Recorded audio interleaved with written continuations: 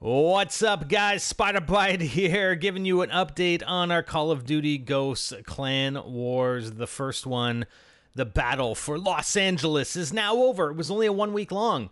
The subsequent Clan Wars are supposed to be 2 weeks long, so this was kind of a trial run.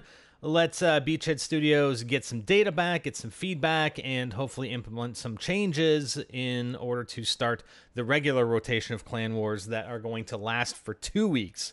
As you can see, the scoreboard is right there. The Clan War under Clan War summary.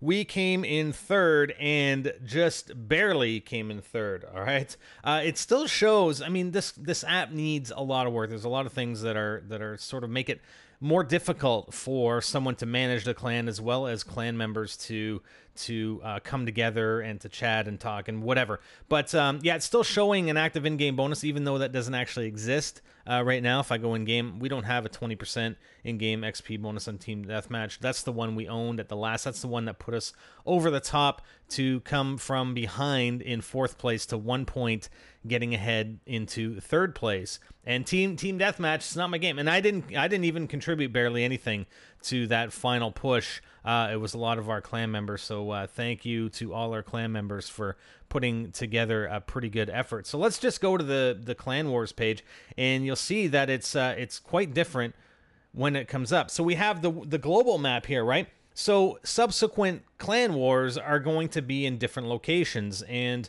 I'm just going to pop up the achievements to give you a little outline of how that's going to unfold.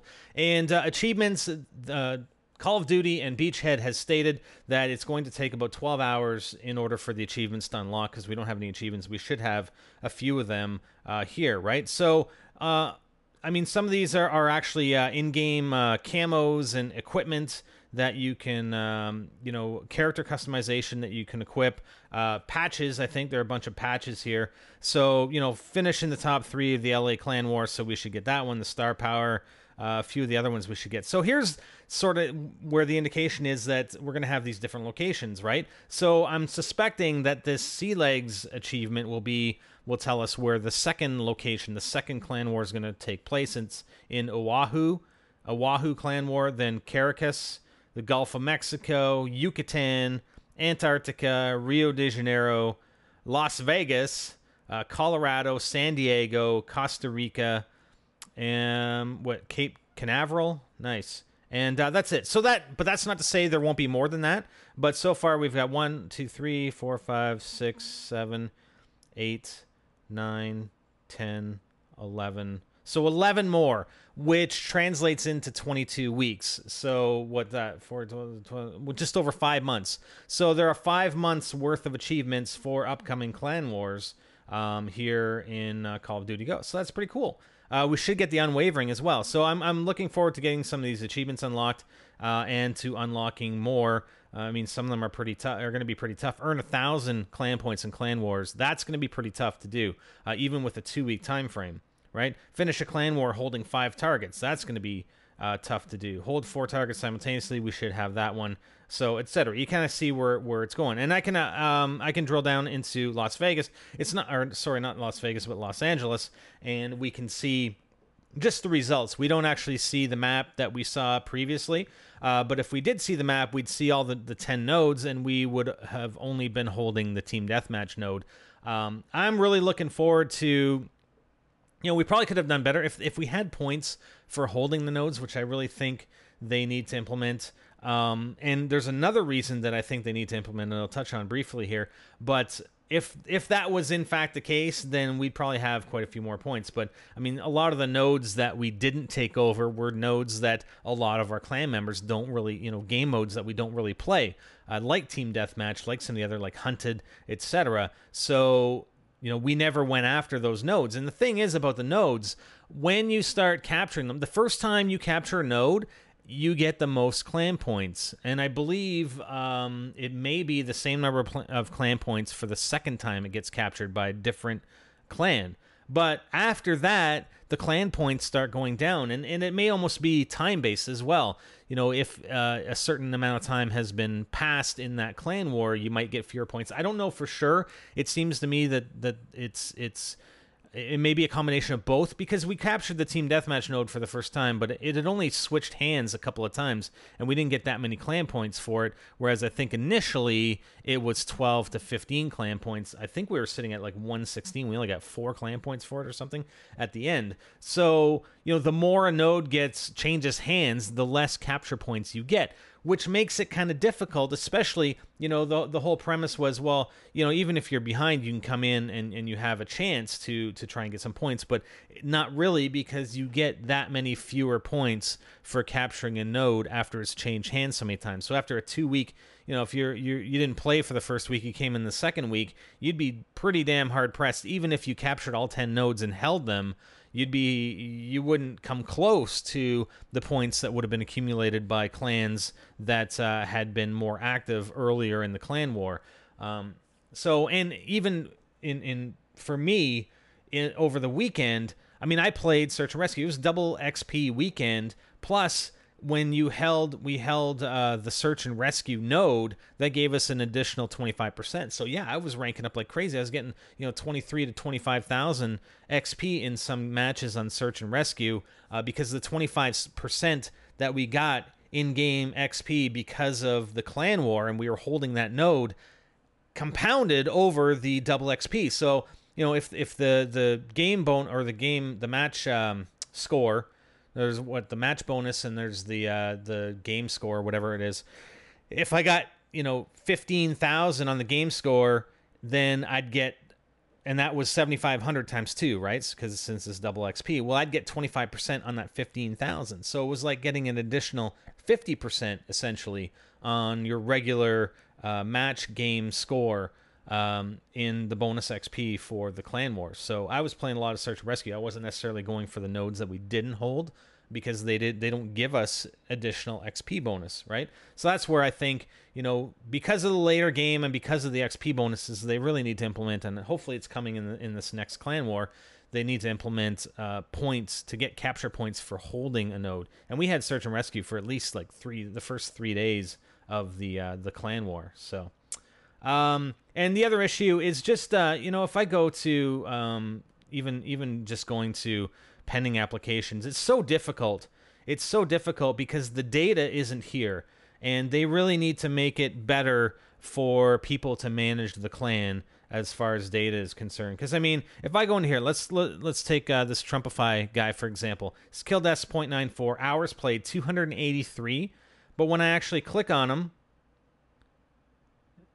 okay, number one, I know he's playing on Xbox Live because none of the data comes through for Xbox Live players. I cannot get data for anybody on Xbox Live. So I have no way of evaluating anything with any of these people. So let's try NS Ace, 101 hours played.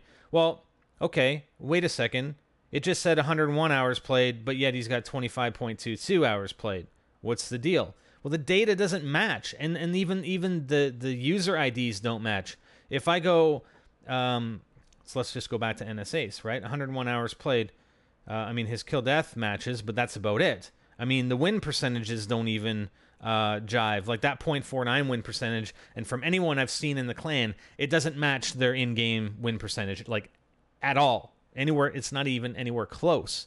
So it's very, very difficult to evaluate players, and it's also difficult to evaluate, okay, so we have this roster of 100 players. Well, who contributed last week? Who was playing? Who even played for how many hours over the last week during the clan war? I have no way of telling. I have no way of telling what game modes they've played in.